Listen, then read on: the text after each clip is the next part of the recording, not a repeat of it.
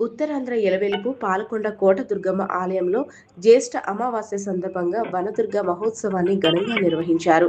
పార్వతీపురం మన్యం జిల్లా కలెక్టర్ ప్రభాకర్ రెడ్డి, పాలకొండ శాసనసభ్యులు నిమ్మక జయకృష్ణ ఈ కార్యక్రమంలో పాల్గొన్నారు.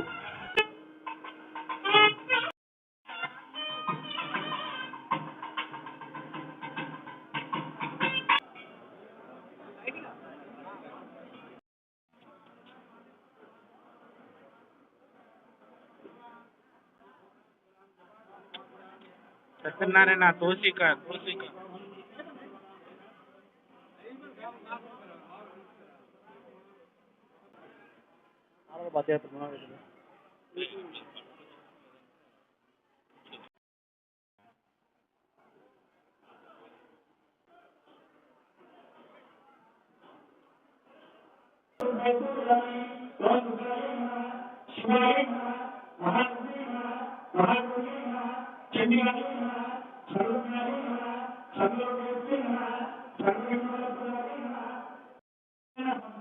ఇది కావాలని కష్టం కాబట్టి వీటిని సాంప్రదాయాన్ని గౌరవించి ఈ పద్ధతిని గౌరవించి ఇంటికి తీసుకెళ్ళి ఎటువంటి పరిస్థితుల్లో ఈ మొక్కలు ఒక అమ్మవారి పూజించి పువ్వులకు తీసుకొచ్చి అమ్మవారి పాలన వేస్తే పునర్జన్మ లభించే శక్తి సహాయం అవుతుంది కదా.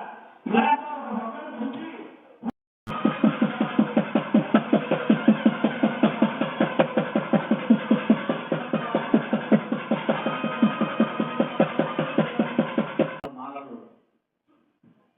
దేవతలకు వేస్తూ ఉన్నారు.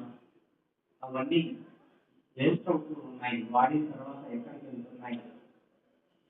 ఒక్కొక్క కిలోకి వెళ్లకుండా అదే పూర్ణంగా మనం తిరిగి పార్వతీపురం మన్యం జిల్లా పాలకొండ గ్రామంలో వేయించేసినటువంటి శ్రీ శ్రీ శ్రీ కోటదుర్గ అమ్మవారి దేవాలయంలో ఈరోజు నిజ జ్యేష్ఠ బహుళ అమావాస్య సందర్భంగా అమ్మవారికి మహాశక్తివంతమైన వనదుర్గా పూజా కార్యక్రమం అనేటువంటిది జరిపించాం.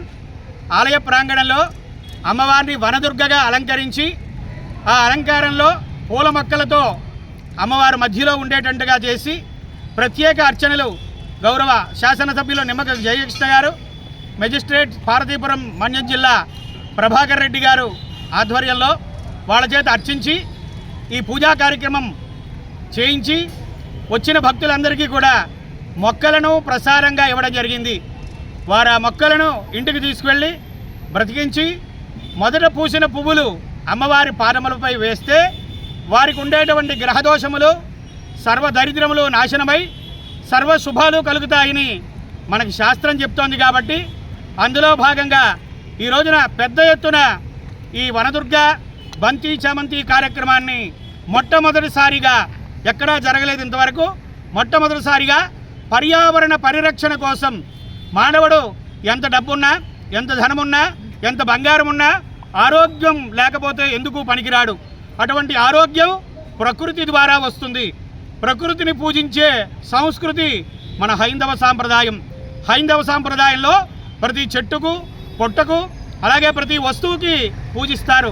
అందులో భాగంగా మనని ఆరోగ్యంగా ఉంచడానికి, వాతావరణ సమతుల్యత సమానంగా ఉండడానికి చేసే ప్రధానమైన వృక్షం. మూలతో బ్రహ్మరూపాయ, మధ్యతో విష్ణురూపిణే, అగ్రత శివరూపాయ వృక్షరాజాయతే నమః. దేవతలతో సమానం ఆ వృక్ష సంపద. భావితరాలకు వంశమే కాదు, ఈ వృక్ష సంపద కూడా అందించి ఆరోగ్యవంతమైన జీవనాన్ని సాగించడానికి ప్రధాన మార్గం అని చెప్పి దీనిని అర్చించడం జరిగింది.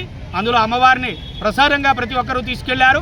ఇదే కార్యక్రమాలు రాబోయే రోజుల్లో కూడా పెద్ద ఎత్తున జరిపించి దేశం సస్యశ్యామలం అవ్వాలని, అందరూ సుభిక్షంగా ఆరోగ్యంగా ఉండాలని కోరికతో చేస్తున్నాం. అలాగే ఈ నెల 27, 28, 29 తేదీల్లో అమ్మవారిని శాకంబరీదేవిగా అలంకరించి సారే సమర్పించి పౌర్ణమి ఉత్సవంతో ఆషాఢ మాసోత్సవాలు జరుగుతాయి. వారాహి నవరాత్రులు కూడా, గుప్త నవరాత్రులు రేపటి నుంచి అమ్మవారి ఆలయంలో జరుగుతాయి. ప్రతి ఒక్కరూ అమ్మవారిని దర్శించి తీర్థ ప్రసాదాలు స్వీకరించి దేవదేవి యొక్క అనుగ్రహానికి పాత్రులవ్వండి.